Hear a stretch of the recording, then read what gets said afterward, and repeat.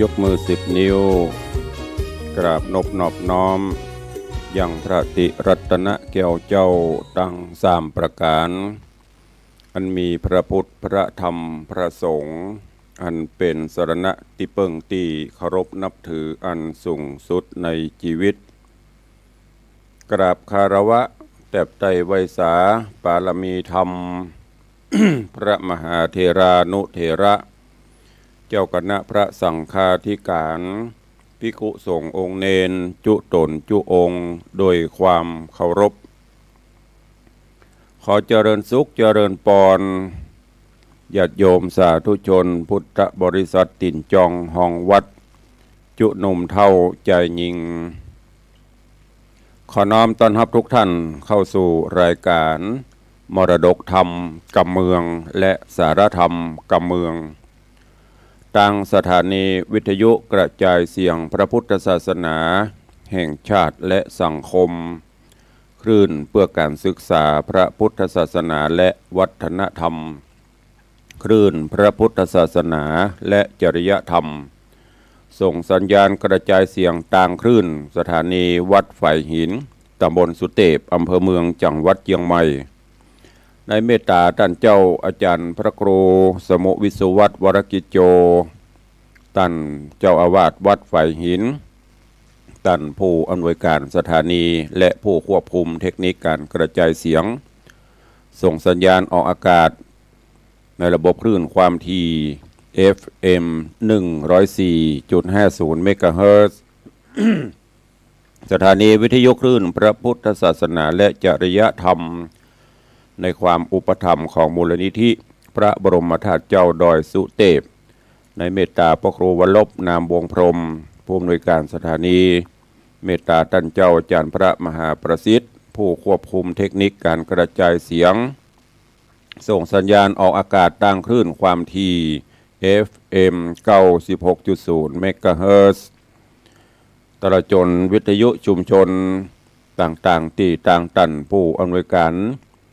ได้หันความสำคัญในการเผยแผ่พระพุทธศาสนาลิงก์สัญญาณจากแม่ข่ายออกอากาศให้ญาติโยมทั้งหลายได้รับฟังกันทุกสถานีพร้อมกันนี้ยกมือ10 นิ้วกราบถวายการต้อนรับพ่อแม่ครูบาอาจารย์พระสงฆ์องค์เนนที่ได้เข้ามาติดตามมาส่องมาพอทางหน้าจอ Facebook ไลฟ์และก็เจริญปรต้อนรับสาธุชนญาติโยมพุทธบริษัท FC แฟนรายการทุกท่านที่ได้เข้ามาติดตามรับชมรับฟังทั้งภาพและเสียงการไลฟ์สดทางเพจทางหน้าจอ Facebook ไลฟ์ของวัดวังสิงห์คำทาง Facebook ไลฟ์ของธรรมะภาคเหนือ Facebook ไลฟ์ของธรรมะคลายเครียด Facebook ไลฟ์ของทีวีวัดฝ่ายหินFacebook ไลฟ์ของท่านอาจารย์พระครูสมุวิสุวัตรวรกิจโจตลอดจนหน้าจอของครูบาอาจารย์ของพระเจ้าพระสงฆ์องค์เนนและญาติโยม FC ที่ได้เข้ามาแล้วก็ได้กดแชร์เสียงนี้แชร์รายการนี้ไปยังกลุ่มเพื่อนๆของทุกท่านรายการนี้ดำเนินโดยกล่าวกับผมอาตมภาพพระครูวิสิทธิ์ศรีลาภรณ์รองเจ้าคณะอำเภอเมืองเชียงใหม่เจ้าอาวาสวัดวังสิงห์คำตำบลป่าแดดอำเภอเมืองเชียงใหม่จังหวัดเชียงใหม่หรือตู้ลุงในวังเป็นผู้ดำเนินรายการก็นำรายการนี้มาพบปะกับทุกท่าน ตั้งแต่เวลานี้เป็นต้นไปน้อมกราบถวายความเคารพและถวายการต้อนรับหลวงพ่อพระครูโกมุตสิทธิการเนอะจากวัดโกมุตพุทธรังสีพุทธมณฑลกรุงเทพมหานครวันนี้หลวงพ่อได้เข้ามาเป็นกำลังใจแจ้งบอกว่าอยู่ตังปูนชัดเจนดีครับกราบขอบพระคุณเมตตาบารมีธรรมพระเดชคุณหลวงพ่อเนอะขอเจริญอายุ ยิ่งยืนนานแล้วก็มีตอนนี้ก็มีพินันทิสมเตปินพิทาจารย์มคณายกผู้จารย์ชื่อดังของล้านนาของประเทศก็เข้ามาแล้วรายงานตัวเรียบร้อยเจริญปรโยมแม่ปั่นมีงานเนอะ แม่ป่านนี่จะติดตามรับฟังทางวิทยุแล้วก็ทางเฟซตัวเองนอกจากนั้นก็มีเจริญปอนต้อนรับโยมปินานล่าปินานจรันปิยจันทร์เนอสลมโดยซิวนี่ก็FC ตัวโยงติดตามตลอดอุปถัมภ์ตลอดเจริญพรคุณโยมสลินทิพย์บุญเลิศกราบไหว้สาเจ้าสาธุเจริญพรเนอวันนี้ก็กำลังเข้ามารายงานตัวกันเนาะเจริญพรคุณโยมสุวรรณอินใหญ่ ก็เข้ามาแล้วก็ขอบคุณทุกรูปทุกท่านตอนนี้ก็กำลังเข้ามาประกันวันนี้เป็นวันสำคัญของชาติวันแม่แห่งชาติวันเฉลิมพระชนมพรรษาของสมเด็จพระนางเจ้าสิริกิติ์พระบรมราชินีนาถพระบรมนาถชนนีพันปีหลวงก็ขอถวายพระพรให้พระองค์ท่าน ทรงเจริญพระชนมายุยิ่งยืนนานสถิตเป็นมิ่งขวัญของปวงชนชาวไทยทั่วทุกองค์กรทุกท่านในผืนปฐพีไทยภายใต้ร่มพระบารมีของพระองค์ท่านขอให้พระองค์ท่านได้มีสุขภาพพระสุขภาพพระพลานามัยสมบูรณ์แข็งแรงสถิตเป็นมิ่งขวัญปวงชนชาวไทยแล้วก็วันนี้ทางราชการเปิดประกาศเป็นวันแม่ของแผ่นดินวันแม่แห่งชาติวันกตัญญูต่อแม่ต่อป่อผู้มีพระคุณเนอะวันนี้ต่างวัดวังสิงคำก็พระสงฆ์องค์เนนกำลังออกเดินรับเตียวรับบิณฑบาตรอบหมู่บ้านเพื่อถวายเป็นพระราชกุศลแล้วก็เพื่อน้อมรำลึกถึงพระคุณของแม่ผู้บังเกิดเกล้าต่างครั้งหลวดประชาสัมพันธ์พี่น้องที่เปิดวิทยุอยู่เนอะทางบ้านโดยเฉพาะสถาวัดวังสิงคำตอนนี้ก็เตรียมสำหรับกับเข้าตะวาก็ได้ประชาสัมพันธ์ให้รับทราบกันไปแล้ว แล้วก็ทางราชการส่วนราชการก็ดีทางฝ่ายพุทธจักรอาณาจักรทั่วราชอาณาจักรก็มีกิจกรรมสำคัญเพื่อน้อมเกล้าน้อมกระหม่อมถวายเป็นพระราชกุศลแด่พระองค์ท่านในวันนี้ตัวเองส่วนท่านที่มีแม่ยังมีชีวิตอยู่เนอะก็เป็นธรรมเนียมปฏิบัติดอกมะลิพ่องหรือจะเป็นดอกสีเทา สีม่วงก็ไปกราบแม่ไปไหว้แม่หากแม่สิ้นไปแล้วก็ทำบุญสูญตานให้เปิ้นอย่างบ่ได้ก็ปีละครั้งก็ยังดีที่เปิ้นประกาศให้แม่สิ้นไปก็ไปทำบุญสูญตานอุทิศบุญกุศลถึงดวงจิตวิญญาณเปิ้นหากว่าเปิ้นยังมีชีวิตอยู่ก็หาโอกาสหาเวลาจะไปอ้างบ่มีเวลามันก็จะบ่มีสักเตื้อขอฝากไว้ไปหาป่อไปหาแม่ไปหาเมื่อเปิ้นยังมีชีวิตอยู่ยังยังจ่าได้ยังหูยังหันว่าลูกมาหาลูกบ่ลืมบุญบ่ลืมกุลดีกว่าสิ้นบุญไปเคาะลงเคาะล่องดีกว่าสิ้นบุญไปเอาดอกงามๆไปไหว้ไปสาเปิ้นก็บ่ฮู้เปิ้นก็บ่หันแล้วไหว้เมื่อยังมีชีวิตอยู่ไปกราบเมื่อเปิ้นยังมีชีวิตอยู่จะได้ปลื้มปีติยินดีซึ่งความจริงแล้วพ่อแม่ก็บ่ได้หวังอะไรยังกับลูกกับเต้าขอให้ลูกเต้าเอาตัวรอดอยู่ดีมีสุขเปิ้นก็ภาคภูมิใจละแต่ว่าเฮาผู้เป็นลูกเป็นเต้ากว่าจะคืบจะคานจะการออกมากว่าจะเลี้ยงดูปู่เสือได้โจรใหญ่หน้ากาบาลมีครอบมีครัวมีการมีงานทำสำเร็จมาก็โดยบุญบารมีพระคุณอันยิ่งใหญ่ที่ท่านมีต่อเฮาเนอะตุลุงก็ฝากไว้เป็นข้อคิดเตือนจิตเตือนใจญาติโยมทุกท่านหากว่ามันเหมือนตุลุงว่าแต่ดีแต่ก็ปลีกโอกาสปลีกเวลาไปกราบป่อไปไหว้แม่อยู่ไกลไปบ่ได้ประเดี๋ยวมันก็ทันสมัยวิดีโอคอลหันหน้าหันตาส่งปัจจัยส่งเงินส่งทองส่งความสุขไปให้ป่อให้แม่เนอะ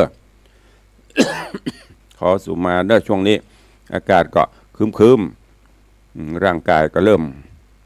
บางเตื้อก็จะมีกระเอมกระไอออกไปขอกราบประทานอภัยสุมาอภัยกับทุกท่านตัวเอง ทว่าก็ไม่ได้ฟังสักคำเนาะแปะคำวันนี้ฟังกันต่อแปะคำในผูกที่เก้าต่อจากตอนที่แล้วเนอะขอบพระคุณครูบาอาจารย์ทุกรูปทุกท่านเข้ามาบางวัดเปิ้นก็เปิดเสียงตุลุงออกตังหอกระจายข่าวภายในวัดหรือว่าตามหมู่บ้านก็หากว่าเสียงรบกวนก็ขอสุมาอภัยแทนตุเจ้าหลวงแทนปหลวงเปิ้นตัวเองบางเทื่อเปิ้นเปิดให้ฟังเนาะเสียงธรรมนี่ส่วนมากมันไม่ค่อยปรารถนากันนะถ้าเป็นเสียงเพลงเสียงอย่างนี้เปิ้นต้องหูห่อนหากันหรอเปิดก้อยหน่อยก็เปิดเล่งแหมหน่อยหรอแต่ถ้าเสียงธรรมะนี่เปิดดังก็จะจมส่วนน้อยนะมันจะส่วนมากเพราะนั้นก็หากว่าบางตีบางวัดเปิดให้ลูกพระลูกเนนได้ฟังตัวเองเปิดให้ญาติโยมที่มาทำบุญได้ฟังตัวเองหากว่าบางเตือมันรบกวนจะได้ก็ขอสุมาแทนเปิ้นตัวเนอะเข้าสู่หัวใจของรายการเฮก่อนก็เดียวตารายการมีเวลาเขาก็ค่อยมาพบปะอุจาแจ้งข่าวสารงานพระศาสนางานกิจกรรมต่างๆกันแห่งครั้งหนึ่งแปะคำในผูกที่8หรือว่าในตอนที่แล้วก็ลำดับลำดามาถึงปอพญาพันธุมติก็ได้หาตังกันแกล้งเพราะว่าบ่ชอบขี้หน้าลูกเขยลูกใจคนล่าคือโพธิสัตว์เจ้าแปะคำก็หาทางโอกาสกันแกล้งต่างๆนานาในตอนที่แล้ว ได้มาถึงที่ป่อพญาเจ้าเมืองสั่งฮื้อเขยถึง7 คนน่ะถึงโดยเฉพาะคนที่7เขยล่านี่เปิ้นบ่ค่อยชอบส่วน6 คนปีเก่านั่นพอมีปัญหาแต่ก็ต้องฮื้อแต่งฮื้อทำไปตัวจังนั้นน่ะครั้งที่1ใจไปเสาะหากวางคำไปเสาะกวางคำโพธิสัตว์เจ้าก็เสาะได้โดยมีปี้หรือว่าอ้ายถึง 4-5 คนที่นัดสัญญากันไว้อ้ายคนที่ไปเกิดเป็นแปะไปเกิดเป็นเสือก็ไปเอากวางคำมาฮื้อโพธิสัตว์เจ้าก็กวางคำไปมอบถวายฮื้อกับป่อพญาพันธุมตินครพันธุมติราชโป้นไปด่านแรกนี่อย่างเปิดไปได้หาทางกำจัดก็ไม่สำเร็จแผนการอันที่2ขึ้นมาแหมใจเปิดไปเสาะป่ากั้งป่าคั้งป่าอย่างเนี้ยตัวใหญ่ๆยาวๆโพธิสัตว์เจ้าก็เข้าไปป่าแล้วก็ไปตามแม่น้ำลำธารแหมก็ไปขอพี่อ้ายที่ไปเกิดเป็นนาคขอมาช่วยพญานาคพี่อ้ายก็มาช่วยเอาป่ามาฮื้อก็ได้ป่าไปถวายครั้งที่2ก็ไม่สำเร็จปนไปก็บรรละนะความโกรธความเกลียดความอิจฉาตาฮ้อนความโมโหโกรธะนี่มันฝังแล้วมันเอาออกยากก็เลยหาอุบายแหมครั้งที่3ใครได้นกยุงคำนกยุงธรรมดายังว่าด้วยนะเอานกยุงคำใจแหมถึงเคย6 คนถึง7 คนถึงโพธิสัตว์เจ้าก็ไปถึง6 คนนั้นบ่เดือดร้อนพอไปเฮือปอเป็นพิธีไปได้มีเหล่าเสนาอำมาตย์ในพงในพานติดตามไปตัวส่วนโพธิสัตว์เจ้าไปตัวคนเดียวเปี่ยวเอกามีไผไปช่วยก็ไปขอเพิ่งปารมีพี่อ้ายที่ไปเกิดเป็นฮุ้งเป็นแล้วน่ะเพิ่นก็มาช่วยแล้วก็สั่งหมู่พญาบริวารฮุ้งคือไปไล่นกหนูกักนกหนูเสือปีกต่างๆไปไกลๆไปลบไปลีกก่อน เพื่อเตี้ยบ่ฮื้อหมู่เคยถึง6 คนมาปะสุดท้ายโพธิสัตว์เจ้าก็ได้นกยุงคำเอาไปถวายเรื่องราวของแปะคำจะเป็นจะได้นิมนต์และเจริญปอนทุกท่านได้ติดตามรับฟังในผูกที่9เป็นลำดับไปณโอกาสบัดนี้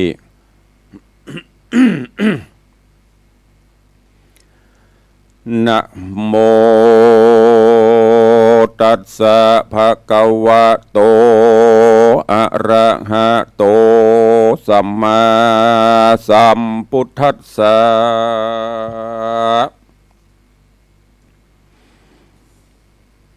ตะโต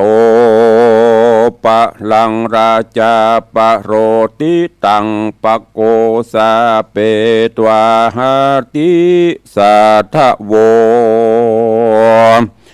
ดูราสปุริสะตังลายตังยิงใจหนุ่มเทามีศรัทธาเก้าเป็นประธานตังละกิจการหน่อยใหญ่พร้อมไข่นานา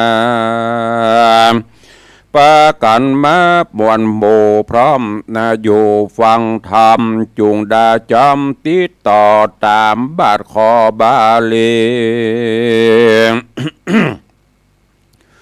ว่าตะโตปะรังราชาดังนี้เป็นตนบัดนี้เดเตตะโตปะรังถัดนันไปบอจาตนเจ้าฟ้าภูบาลมีใจหันกำเศร้าปองคาเจ้าบุญนะก็ห้องเรียกปโรหิตตาผู้ใหญ่มาอยู่ไกลเลวปานแล้วไข่ปานถามเล่าวัดดูราปู่เท่าเตรียมใจต้านได้ไขกล่าวจี้เฮอแจงทีอุบายบัดนี้ใจถอยไล่มันก็มาเนี้ยได้จุอันกันจักนำมันไปฆ่าฮือความแน่วามวายคนตั้งหลายตัวดาวเตียงจักกล่าวนินตาว่ากูนี่นาหายโหดเหตุมันบ่มีโทษอันใด ต้านจงขานิ่งในกึดเล่าหาอย่างเก้าอุบายเพื่อฮือมันตายด่วนสันบ่ฮืออยู่มันไปนานปโรหิตาจารย์ผู้เฒ่าก็กลมเกลาอันจุลีวาขอพระบุญมียศใหญ่ตกแต่งใจอุบายร้องเรียกเขยตั้งหลายมวลหมู่มาพร้อมอยู่จอมกันแล้วไข่ปันโป่งขาดฮื้อแป่งผาสาดใสสีสูงงามดีหลายหลากเจ็ดจันหากเป็นตราโต๊กแต่งดาเลิศแล้วประดับโดยเกลียวและแสงติดคำแดงเรื่องเรือพอจุเมือกงามตา พอพังกาจุห้องฮือควักต้องหลวงลายมีรูปตั้งลายน้อยใหญ่คือหูปป่าใหญ่ดงดอนหูบกินนร้อนแอนฟอนเป็นกู้ซ้อนกินนรีหูบราชสีเล็ดจางเสือปากกวางกวางฟานหูบนกดงดานพร้อมไข่หูบแม่น้ำใหญ่กงกาหูบขุนอินตาบุญสร้างเป็นเจ้าจ้างเอราวัณหูบสาวสาวานอยู่ฟ้าเล็งพอดนาจุมปูตามประตูหน้าป่องตกแต่งยองดูงามหิ่งเด่งจามย้ายหยาดยามลมปัดวาดปูนฟังสังคนละลังแข่งตาพร้อมทวนนาเจ็ดใจ2 เดือนหมายเมียดไว้ฮือพร้อมไข่จุประการใจสามัญต่ำจ้าบ่มีไพรฟ้ายิงใจคนเดียวได้กว่าจ้อยซ้ำตกถอยอนาถา เงินคำขาหาบอดใดตั้งเครื่องใจครัวแปลงเกี้ยวและแสงก้ามากมันจักใดจากแดนใดเตียงสูตรวิสัยแต่ใส่เกือเนี้ยบอดใดดีหลีเจ้าปุรีโยดเย้าฟังกำกล่าวทุนสามแห่งปโรหิตาผู้เฒ่าก็กึดเล่าหันตันจริงเร็วปาน โปงขาดบอกอำมาตย์คนในว่าดูราหุ่นตั้งใจผู้แกวนเมืองจุงเล่นพันภายเรียกเคยใจน้อยใหญ่เฮอมาพร้อมควายบัดเดียว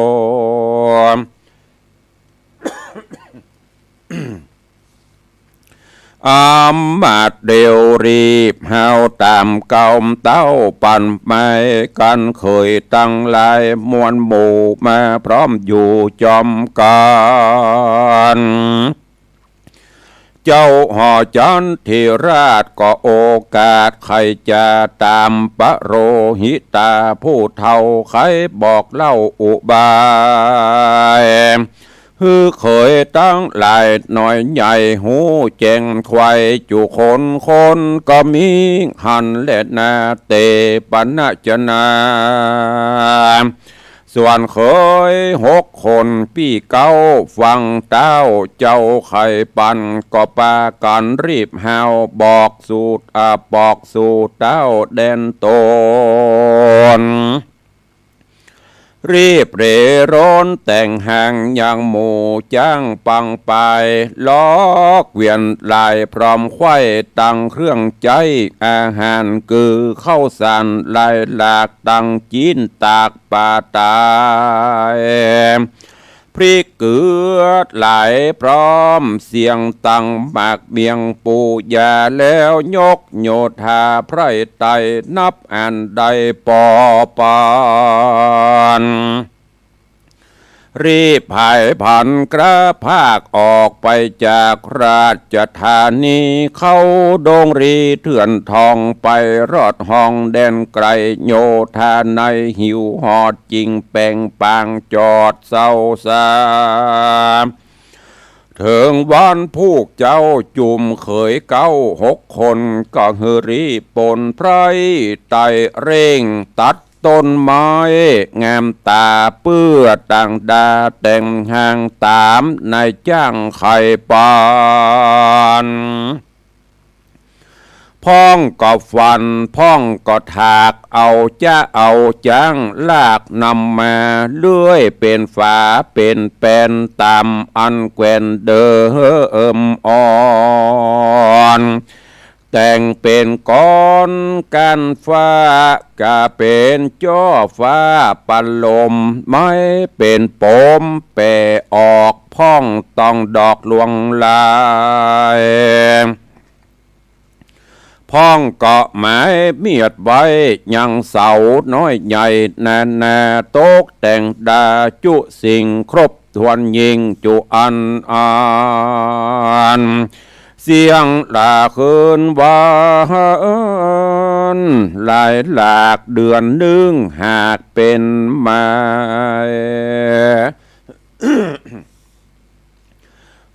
เคยใจยศใหญ่ก็ฮือไพรไตโยธานำเครื่องนามวลหมู่ปอกมาสู่เวียงใจแล้วเร็วไวแต่งสร้างยังภาศาสตร์กว้างเจียงคานตามราชองค์การป้อไทยเฮอตกใส่วังปานตั้งคืนวันบ่จอดเดือนหนึ่งฮอดเติงแม่การนัดนาหน่อยใหญ่จริงเมียนควายดังใจเป็นห่อใจภาษา6 หลังอาจเลี้ยงใหญ่6เคยใจปูปี้มีใจคลี่เจยบานต่างก็มาจากขันต่อถอยมีบอดหน่อยหลายประการก็มีหันเด็ดนาตะมัดทางปากกาเส้นโตสัทธาอาหะสัทธาอันว่าสัพปัญโยพระพุทธเจ้าตนเป็นเก้าเป็นเก้าติโลกาจารย์หันอัฏฐานิทานไปแจงพระจิงแสงเตสนาวาเตโสมนัสสัพปตาหุตวา ดังนี้เป็นตนภิกขเวทดูราภิกขุตั้งหลายอันเป็นสายอริยญาตบอดละขาดภาวนาส่วนเคยพญาปี้เก้า6 คนเราเป็นไม้นำรีพลลายไพรไตสร้างภาสัตใดใส่เสียงบัวระมวลดีบจุสิ่ง6 หลังยิ่งเจียงคานตามราชองค์การ ดาวไทยหากตกใส่วางปั่นเข่าปากันจมจืนปีติตื่นยินดีต่างไขว่าเตกล่าวโอว่าบาดนี้หมู่เราราบอกเครื่องกาแต่โสดเตี้ยงปนโตตั้งตายส่วนว่าใจ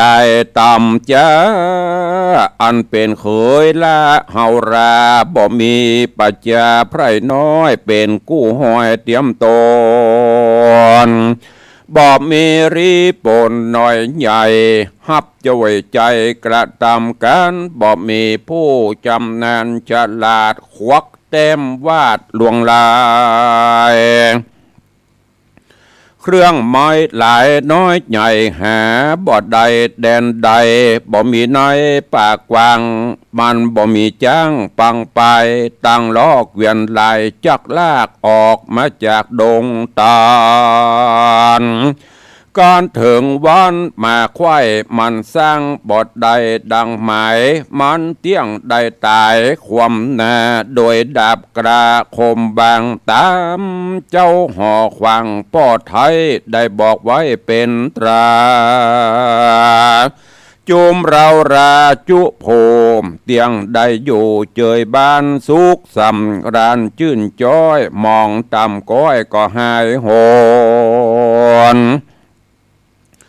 เคย6 คนผู้ปี้ต่างใจกรีโสมนัสสาต่างก็ไขจ๋าต่อถอยดูถูกดูแควนเจ้าหนอพยอดซอยนั้นนะก็มีงอนแหละนะปอติเอสะโตปัญหาส่วนโปติสัตว์น้อยใหญ่อันดาวไทยโป่งปานเพื่อสร้างหอจันภาษา7 จันอาจเป็นไม้กันพันภายไปรอดเถิงที่จอดเกหาก็ใครจะกล่าวโอเฮราชธิดาหูตามมีนางสมสลีนอนาวได้ยินเจ้าจะไขมิหอระไทยตำก้อยริร่ำถอยปริเวตนาว่าเจ้าปลาตนป้อบอกคือต่อเงากลายเจ้ามีใจโคดกระหือไข่หือเคยลาวำวายแต่งอุบายเตื่อมซ้ำมีพร้อมพร่ำลายแสงบัดนี้หือมาแปลงปราสาท7 จันอาจเรื่องรายปีบ่มีพายสักโพจักมาเป็นกู้เตรียมตนบ่มีรีปนน้อยใหญ่ตั้งไพรไตประชาจักเอาจักอาสาช่วยสร้างหือสมไฟอังคะนิ่งหมายจ้างปังไปน้อยใหญ่อันจักลากไม้นำมาตั้งจังดานามวลโมโพจราดหูปกแป่งตั้งเกี้ยวแสงก้ามากจักเอามาจากแดนได้สุดวิสัยลำมอบกึดบ่ออกหันโหนปันดังตนแห่งปี้เตี้ยงเถิงตี้วำวาย การปี้ตายมูบมูน้องก็บ่อยู่เป็นคนจักเรโรนรีบหาวเปล่าลงเต้าหวังใส่ฮื้อตายไปจอมปีฮือเสียงตี้มองผ่า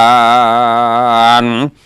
หรือจะกินวันสารปิดหายฮื้อตายโดยง่ายบาดเดียว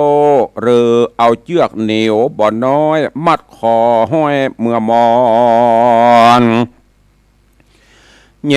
มอาวรถูกต้องบ่มีพี่น้องวงใหญ่แยมเข็นใจกันอยากพี่น้องก็มาพรากหายโหน แย่เมื่อโตนโต๊กต่ำต้านก็มาค่ำย่ำดุข้ามย่ำดูเบาแยมกวงเมาปั่นบาบ่มีปูปาตาญายนางคิงพายอ่อนน้อยริร่ำถอยหลายพระการนอโปที่ยันหนุ่มเนาก็ลมเล่าเอาใจว่าดูราสลีนงไว้เหยน้องไทยน้องอย่าได้มองขีมอย่าไขว่าเตนักโสดบ่มีประโยชน์อันใดริร่ำไรเสียเป่าเหอทุกตัวเก่าได้กวนกฎหมายสันทีเฮอแม่นตี้ตามธรรมคนแนะนำในโลกสุขทุกโศกสูญกันตามกรรมไผ่มานสร้างไว้เว้นบ่ใดดีหลีกันบุญมีบ่พรแต่ชาติก่อนลวงลายบ่สูญหายปุดขาดมาต้องปาดตัวตานในปัจจุบันชาตินี้เตี้ยงได้หันที่ต่อตาหอพังกากวางใหญ่อันเต้าไทยจอมตายฮือปีไปก่อสร้าง เตี้ยงโสมไฟอังขัดนิ่งวังกันปางหลังแต่ไทยสร้างบาปไว้นำนา บาปตัวมาตอบใส่หือหอนให้ทารนสร้างห่อมงคลภาษาจิตจันอาจใส่สีบ่อบัวระมวลดีพร้อมควายคือบ่อเมียนได้ดังใจต้านจักนำไปค้ำคาหือความนาเมื่อมอนปีบ่อาวรโศกเศร้าย้อนกรรมตัวเก่าป่ามาขอสลีโสภาน้องจานกึดสอดดันตามรายตุกโศกหลายนั่นใส่บ่หอนใดเป็นยากวนรอราทาพอสืบติดต่อนานไปจากตุกใจข้าเจ้าฮอนไม่เอามองผ่านหรือจักเจยบานจื่นจอยเมื่อวันสุดซ้อยมาเถิงบอกวนราอ่ำเปิงว่าหายแล้วรีบย้ายตนนี้บอกวนว่าดีลำโลนแล้วเล่นโล่นไปจูนอสับปัญโยหนุ่มเนาจะลมเล่าเอาใจเฮือสะลีนงไปยอดซอยหายต่ำก้อยมองขี่ก็มีหันและนาปอที่สาโตโอปิอันว่านอพัทสะปนต้นหนุ่มนาเอาหูว่าเคยเก้า6 คนนำรีปนไพร่ฟ้าเข้าสู่ป่าดงขวางจอดแบ่งปังอันใหญ่ดาเครื่องไม้นานา เพื่อนำแม่ก็สร้างยังภาศาสตร์กว้างหอจันเสียงเนืองนั้นมีกองสนันห้องดงแหนด้านเจ้าก็อธิษฐานขาบไว้เถิงเทพปะไทยไปบนอันเป็นปีโตโหนจัดก่อนบ่ยังย้อนวันดา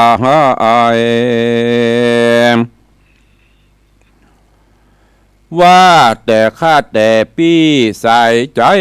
ขิ้นข้าบัดนี้เจ้าฟ้าปาลามีอาจญาตกใส่หือเขาหือข้าได้ปกแปง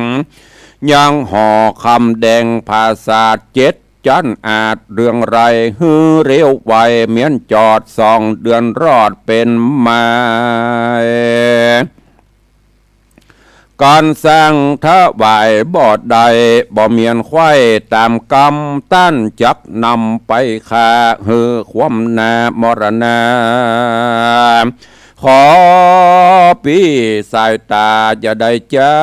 มาช่วยข้าคำใจน้องสุดไปแห่งเจ้าแต่ชาติเก่าเดิมมาฮือเครื่องกาหายขาดตุกไม่มาดหายหนฮือจุมคนโลกตายเลือเล่าไปเมินแน่นฮือเต้าผู้บ้านใจหยาบได้หูบาปและโบน จากเป็นกุลพาเสดพละเกิดโดยแม่นอพุทธานุมเนาอธิษฐานดังเราตั้งวันก็มีหันและนาเนติตังขีแยสังวันนาวิเศษจากห้องเหตุธรรมเทศนาแปะคำลำดับมาถึงผูกที่เก่า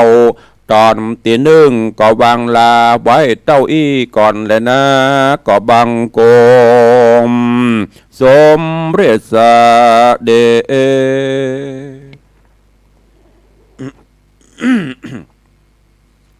พระธรรมเทศนาปืนเมืองเหนือเรื่องแปะคำลำดับลำดามาถึงยังผูกทวนที่เก้าจบไป1 ตอนนี้หลังจากที่ต่างป่อพญา หาทางกลั่นแกล้งโพธิสัตว์เจ้า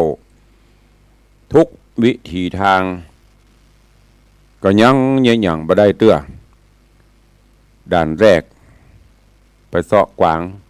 กระโปนไปทำได้ด่านที่2ไปหาปลาก็ได้มาด่านที่3ไปหานกยุงคำก็ได้มา แต่ว่าเคย6 คนบ่ได้สักอย่างแต่ก็ผ่านโปนไปอันเนี้ยเป็นว่าความโหดหรือว่าทิฏฐิมนะมันบังตา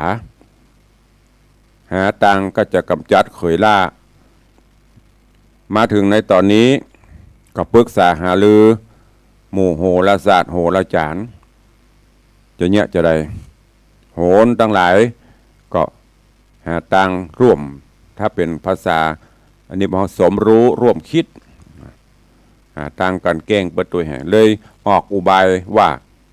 เพื่อไปแปลงภาษาแก้ววิมานคำจันเดียวยังปอนะเอา7 จันประดับประดาอย่างวิจิตรพิสดารแหวนเงินทองวาดหูปต่างๆเข้าใส่แกะสลักต้องแต้มลายต่างๆเพื่อเสร็จสิ้นภายใน2 เดือนหมู่เคยตึง6หมู่นั้นบ่มีค่าถาดจะบริพานมีสถาปนิกมีจ่างต่างๆก็เริ่มเข้าไปป่าไปตัดไม้มาวัดมาตกมาแต่งมาควักมาแต้มมาผ่ามาจีแปลงกันไปจนเปิ้นพอแล้วโพธิสัตว์เจ้ายังได้เตื้อส่วนวิมาลาก็มาเป็นทุกข์โศกาว่าพี่เหยจะเนี้ยจะได้นี่พี่เคยตึง6เฮาเปิ้นมีค่าทาสจะบริพานส่วนเจ้าพี่บ่มีอย่างสักอย่างมีกัน1 สมอง 2 ตีน 2 มือพี่จะเนี้ยจะได้ อาจเนี่ยเจ้าก็ใกล้เข้ามาถึงวันมาถึงครั้นถ้ามันบัดสำเร็จถ้าปีตายไปนะน้องก็จะบ่ขออยู่เป็นคนเนอะจะขอตัวปีไป อย่าล่วงสุดก็มัดคอกาโดดน้ำกาเนี่ยหาอุบายฆ่าตัวตายว่าอันเถอะจะตัวปีโพธิสัตว์เจ้าก็บอกว่าน้องเฮ้ยจะไปฟังกึดนักคนเฮานั้นเป็นไปตามกรรมหากว่าบุญมาวาสนาส่งเขาก็รอดไปแต่ว่ากรรมมาถึงมาเติงมันจะเนี้ยจะได้มันก็ดึงบ่รอดเนี้ยจะได้มันก็ดึงบ่หมดบ่เสี่ยงต้องชดใช้กรรมถึงแม้นจัดปัจจุบันเขาบ่ได้สร้างเขาสร้างมาจัดก่อนมันก็บ่ละบ่หนีมันก็จะตุยหาเฮาจะเยอะเพราะนั้นน้องบ่ต้องวิตกกังวลเด้อหากแม้มาบุญมาวาสนาเขาส่งเขาก็สามารถรอดพ้นไปได้จากนั้นก็ไปห้ำอธิษฐานถึงปีถึง6 คนนั่นว่าประเดี๋ยวนี้มีความตุกมาแหมละเด้อขอปีมาช่วยกำเตอะประเดี๋ยวนี้ป่อพญามีอัดยาเฮือแปลงภาษาแก้ววิมานค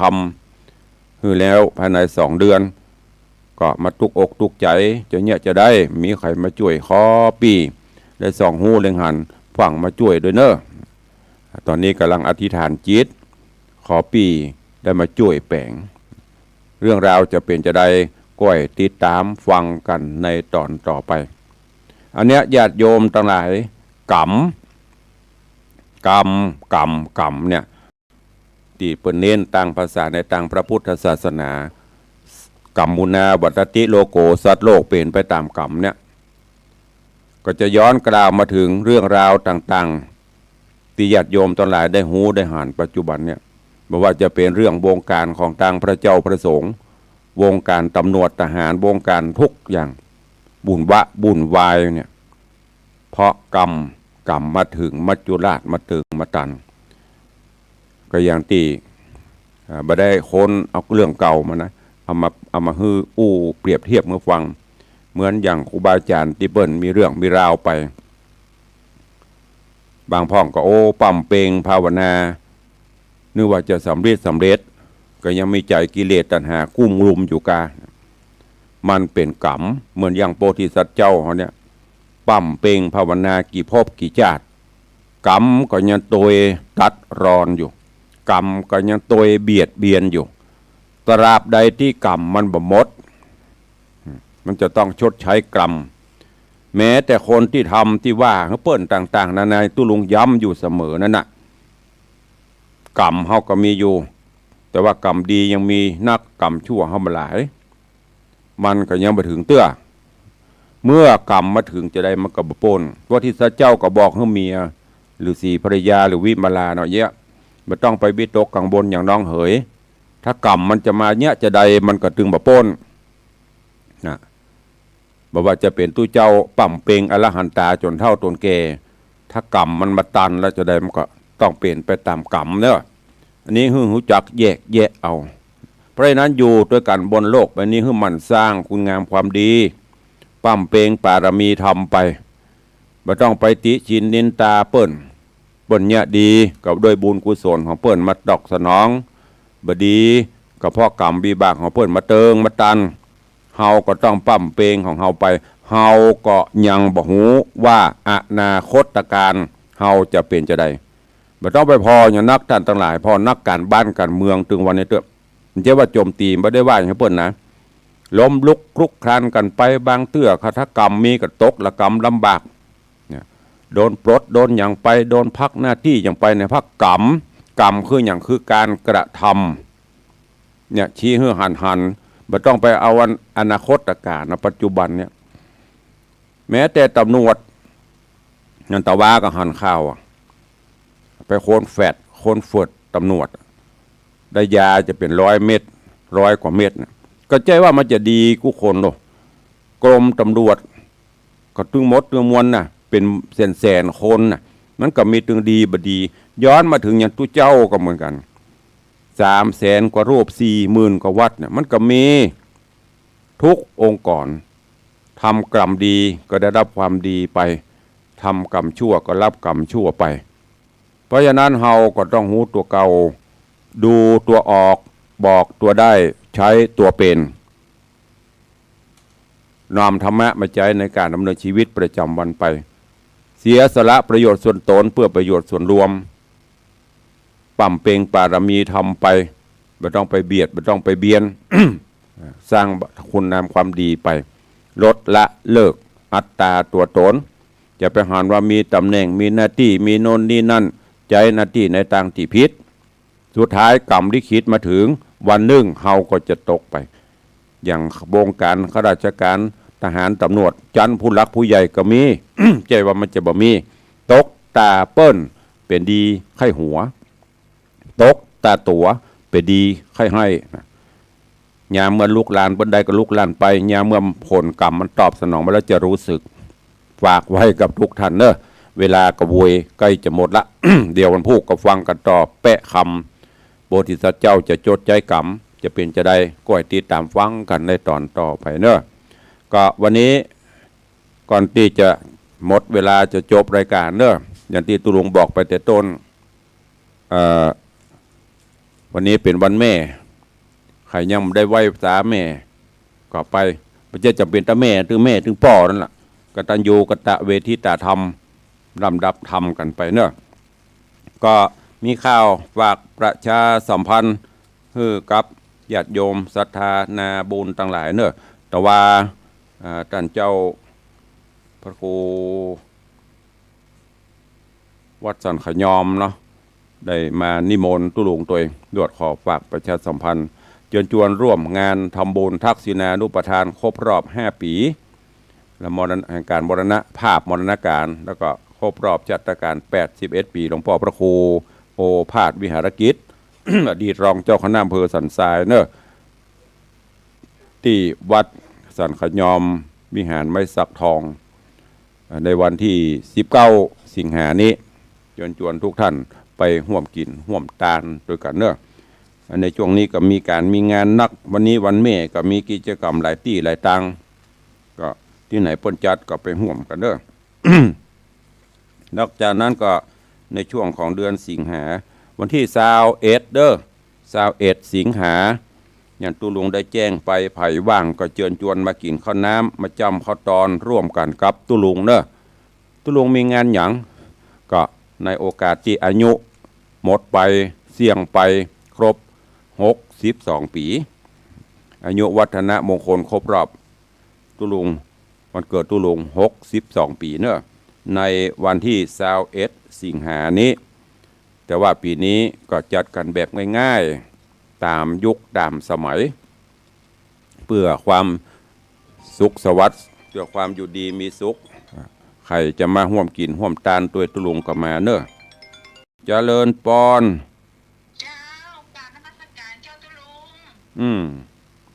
ฟังอยู่ในเจ้าฟังอยู่เป็นกำลังใจเจ้าจากที่ไหนจากนี่แม่นี่เลยยามาสักบ้านหนองไหวแม่แต่ตำบลแม่แฝกเจ้าแล้ววันที่21นี้จะมาก่อนหนองไหวเนี่ยไม่ได้มากับเปาะเนาะนึกว่าโทรมาปุ๊บจะดันทุลุงข้าเจ้าจะมาห่วมไปกินข้าวตอนด้วยกันเนอะอีไม่ได้มากำลังใจหายไปกึ่งสาธุอูเล่นไปได้มากับมาไม่ได้มากับเป็นอย่างเนอะขอบคุณหลายๆเนอะสาธุก็นึกว่าตุลุงข้าเจ้าจะไปห่วมตัวเนอะอีเป็นกำลังจ่วย สาธุเนอะบุญรักษาจากหนองไหวนะมันไหวไปไหวมานะบ่เลยไม่ได้มาสักตัวนะถ้ามันหนองนิ่งนี่ไทยได้มางูเล่นบ่ได้เด้อเซียวกันไปใครได้มาก็มาบ่ได้มาก็บ่เป็นหยังตุลุงบอกเฮาบ่ได้เดี๋ยวว่าตุลุงยังว่าได้แต่ว่าขอบคุณเนอะโยมแม่บัวจันทร์ขวัญสีวงมือต่ำน้ำพริกลาบอันดับ1 มันเจ๊โฆษณาครับเพิ่นเนอะแต่ว่าโยมแม่บัวจันทร์ขวัญสีวงเฮาลูกบ่าวนำพริกลาบพริกแกงเพื่อที่จะใจในงานก็เอามาถ้าได้ยินตุลุงประกาศว่าปเลี้ยงไม่เลี้ยงปเลี้ยงธนวัฒน์เพิ่นเป็นเจ้าภาพเพิ่นจะลาบนี่ก็เลยเอาพริกมาถวายก็ขอบคุณตัวแต่ว่าอนุโมทนาบุญเนอะพริกลาบ แต่ว่ามีวิตามินมาให้เด้อแม่เนอะนาทีเอาสตางค์ฝากไว้ให้ตัวอันนี้สตางค์ไปซื้อกินลาบเนยกะมันก็พริกลาบตะเนอตะวานะ ขอบคุณเซลกันไปเล่นๆกันไปแล้วก็ขอบคุณกับครอบครัวสุวรรณชินโดยมีอาจารย์แม่ดร.มรกตสุวรรณชินท่านอธิการดร.กิตติพัฒน์สุวรรณชินได้มาร่วมมุทิตาสักการะนำปัจจัยส่วนหนึ่งมาร่วมโมทนาเป็นประจำกุปีโดยเฉพาะงานอายุวัฒนะมงคลก็รวดทำบุญอุทิศให้ท่านอาจารย์ดร.ชัดทิพย์ผู้วัยชนเมื่อก่อนนี่ก็จะมีอาจารย์ชัดทิพย์เพิ่นก็จะมาตัวเองตอนนี้ก็เหลือแม่กับน้องบ่าวคือท่านอธิการกิตติพัฒน์สุวรรณชินท่านอธิการบดีมหาวิทยาลัยฝ่ายเทินงานวัดมีกบละก็ควบคู่กันไปแล้วก็โยมปเลี้ยงธนวัฒน์โยมแม่เลี้ยงทัดพิชาก็เช่นเดียวกันอุปถัมภ์กำจูนร่วมกับพี่น้อง FC ทุกท่านเนอะก็ได้ว่าเอาก็คือ2 โทน 2 กลุ่มนะกับเปิ้นนี่อีทุกคนทุกท่านที่มีจิตเมตตากับตุลุงอันนี้เป็นงานส่วนตัวอุนักบ่ได้มันจะเหมือนงานวัดเนาะก็แม้แต่ศรัทธาวัดวังสิงห์คำนี่ก็เหมือนกันมันเป็นงานส่วนตัวใครจะเต็มใจใครจะมามุทิตาด้วยพลังก็มาตุลุงก็จะไปขอนั้นขอนี้ก็บ่กล้าขอเปิ้นเพราะมันเป็นเรื่องส่วนตัวแล้วแต่แรงศรัทธาที่เปิ้นจะเมตตาจะห่วมช่วยนั่นช่วยนี่ก็สุดแล้วแต่เปิ้นมีกับมุทิตาด้วยกำลังใจอย่างโยมปีบริกะส่งกำลังใจเนอะก็ได้มาว่ากันดังนั้นก็กุปีนั้นที่ผ่านมาตั้งแต่ตุลุงอายุ48ที่เขาเริ่มทำบุญอายุวัดมาถึงประเดี๋ยวนี้48ประเดี๋ยว62จะย่าง63ละทุกปีเมตตาธรรมของญาติโยมศรัทธา FC แฟนรายการได้มาช่วยกันได้มาร่วมงานด้วยกันเนาะก็ขอบคุณทุกท่านตัวเองก็วันนี้ทางหน้าจอ Facebook ไลฟ์โยมจันสายแปลงหลวงนะขอบคุณเนอะโยมพี่ไอยุทธนาจังซอหางดงบัดนี้เนี่ยก็มาซอตละแรดห่วมหอมตุลุงเด้อมีกระจ้างนะมาด้วยจ่อย อย่ามาเป่าตะเล่หอมก็มากินข้าวตอนมากินลาบด้วยกันเนอะวันที่21กินข้าวตอนแล้วก็จบละมีอย่างละพอมาตอนก็มีประชุมตุลุงต้องไปประชุมอยู่ก็เอากันง่ายๆสืบชะตาเนอะจะกระตุลุงสืบถึงหมู่ถึงมวลนะจะได้อยู่ร่วมกันไปเมิน มีเจริญพุทธมนต์สืบโหราชตามอบกองทุนต่างๆกินข้าวน้ำข้าวตอนด้วยกันก็มีห่วมโมทนามากับหลายท่านวันนี้เวลามันน้อยก็เดี๋ยวตุลุงจะได้ประกาศในวันต่อไปก็เจริญพรขอบคุณตัวเองแล้วก็มี โยมขอบคุณโยมแม่เอ้ยเนอะยายเอ้ยโดยซิวดันพระมหาคมสันจากห้วยบงคุณแม่สมศรีพรหมเมืองแม่วิน้องแฮกเกอร์แล้วก็มีอาจารย์ประสิทธิ์เก่งกาจอาจารย์ประสิทธิ์ก็เหมือนกันเนอะเมินลำได้ปะกันว่างๆกับปากันมาอันถ้ามารอลูกหลานมาส่งมันดึงไม่ได้มาเนอะนอกจากเหมารถเหมาลางอเมริกันเชทุกกันเด้อมันดึงได้มาโยมอัมพาสมยศเจพันเจียงใหม่แล้วก็จะมีโยมทองคำที่บงคำโยมอัมพรกันทมี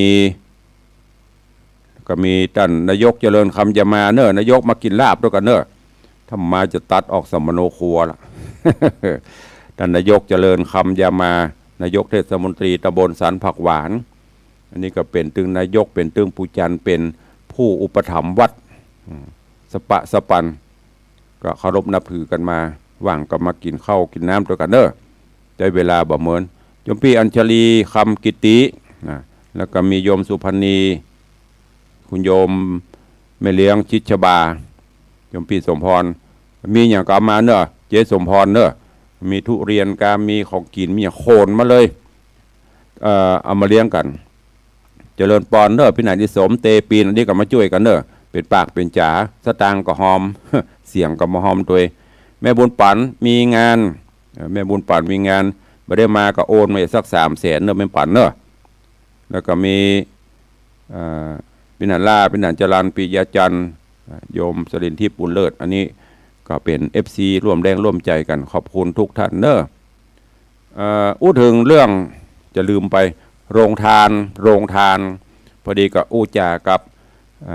ลูกศิษย์ลูกหาอู้กันถึงญาติว่าการเลี้ยงโรงทานปีนี้ขอปรับเปลี่ยนเนอะปรับเปลี่ยนก็จะตั้งเป็นโต๊ะโต๊ะละ6 คน7 คนเนี่ยมีอันใดก็เอาขึ้นโต๊ะเอาเพื่อความเป็นระเบียบเรียบร้อยเพื่อความเป็นระเบียบเรียบร้อยเนอะ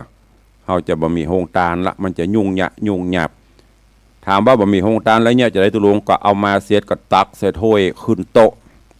มันจะเต็มโต๊ะเขาก็ปล่อยพนั่งกินเต็มที่ใครจะกินขนมใครจะกินลาบใครจะกินแกงอย่างก็ใครมีอันใดก็เอามาเขาจะมาตั้งเต็นท์เป็นซุ้มเป็นโต๊ะเป็นโฮงมาห้อยจื้อบ่มีแล้วเนอะแต่จะประกาศให้ใครเอาเข้าป่าอาหารอย่ามาห่วงพ่องก็เบ็ดเสร็จแล้วก็หลายโต๊ะก็บ่เป็นหยังของพระสงฆ์องค์ข้าเจ้าก็ประมาณสัก5 โต๊ะถึง10 โต๊ะประมาณนั้นนอกนั้นก็จะเป็นโต๊ะของศรัทธาก็เอาเก้าอี้รอบจัดให้มันเป็นระเบียบเรียบร้อยนั่งประจำพระนะสืบโหราจตาเสร็จก็ลวดโต๊ะอาหารขึ้นโต๊ะงว้ายหลังก็กุยลาบ เสร็จแล้วก็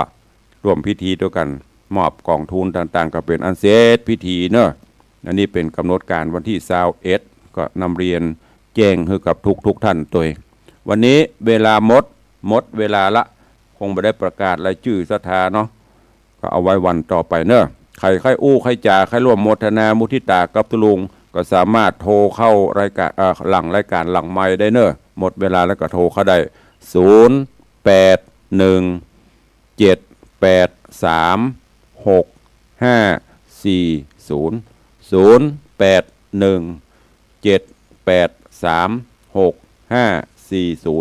ลังไมค์ได้เนอะวันนี้เวลาหมดเวลาแล้วขอนำรายการจากพ่อแม่ครูบาอาจารย์ญาติโยมศรัทธาไปก่อนเนาะปะกันใหม่ในวันต่อไปในโอกาสวันแม่วันนี้ขอพระคุณแม่พระคุณพ่อกูลแก้วเจ้าตั้ง3ปกห่มอภิบาลพ่อแม่ครูบาอาจารย์ญาติโยมศรัทธานำมนต์ทุกท่านอยู่ดีมีสุขเหมือนกันจุตนจุองค์จุผู้จุคนเนอจัตตาโรธรรมาวัฏันติอายุวโนสุขังพะลัง